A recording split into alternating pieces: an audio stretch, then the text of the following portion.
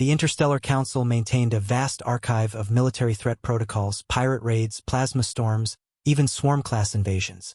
But the newest entry was stranger than most. Alert designation H13, Human Silence in Combat Zones. It hadn't always existed. It began on the jungle moon of Firaxis 4. The Joint Task Force had been sent to drive out a band of mercenaries entrenched deep within the moon's toxic swamps. The Council forces were a mix of species, Lauren artillery crews, Varen drone operators, and a small squad of humans led by Sergeant Dana Holt. For the first few hours, the mission went as expected. Radio chatter was constant.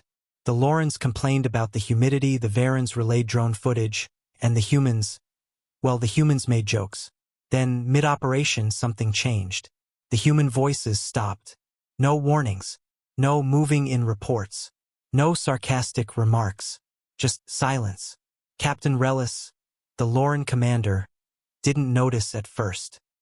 But when a Varen drone spotted the human squad disappearing into dense foliage without a word, he opened the command channel. Human unit, report status. Nothing. He tried again. Still nothing. Sergeant Holt, answer me. Static. Panic prickled along his frills. He'd fought beside humans before, they never shut up. Even under fire, they filled the comms with everything from tactical updates to ridiculous jokes about how, "This reminds me of my cousin's barbecue." The Varen drone operator looked uneasy. "Commander, I'm detecting movement patterns ahead.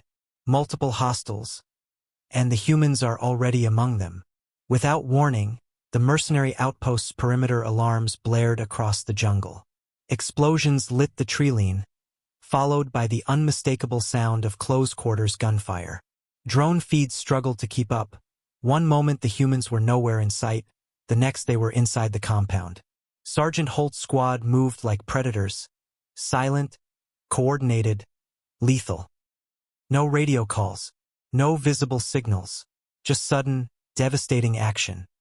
A mercenary heavy gunner turned to fire at a Lauren artillery emplacement and collapsed with a blade between his armor plates. Two snipers on the watchtowers went down almost simultaneously, one from a suppressed rifle shot, the other from an upward knife strike as Holt scaled the tower without being seen. The rest of the council troops advanced cautiously, unsure whether to follow or just watch. By the time they reached the compound, the fight was over. Bodies lay where they'd fallen. Mercenaries who hadn't even fired a shot. The human squad was already dismantling enemy comms gear, their movements calm, methodical, almost disturbingly casual. Relis finally found his voice. "Sergeant Holt, why the silence? You vanished from the comms mid-operation." Holt glanced up, expression unreadable. "We were hunting." "Hunting," Relis repeated. "Talking's for when you want the other guy to know where you are," Holt said. "When we go quiet, it's because we're already inside their walls." The after-action report stunned the council. The humans had taken out 47 hostiles, disabled every alarm, and seized the entire data core without losing a single soldier. But the part that unsettled the analysts wasn't the efficiency. It was the psychological impact. Prisoner interviews revealed that the mercenaries had never even realized the humans were in the compound until it was far too late. One survivor described it as like the air itself turned hostile. Another said, "I thought I heard something behind me, then nothing."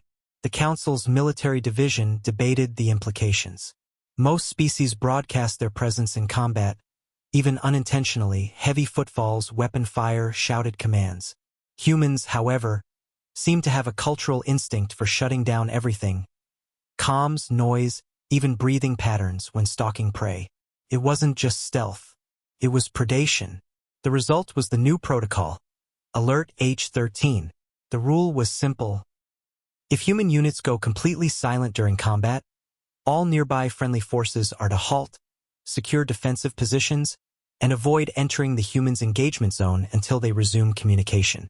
The official reason? To prevent operational interference. The unofficial reason? Because if the humans have gone quiet, someone's already dead. They just don't know it yet. From that day forward, in every corner of council space, soldiers learned the same truth. If you're fighting alongside humans and the jokes stop, It's already too late for whoever's on the other side.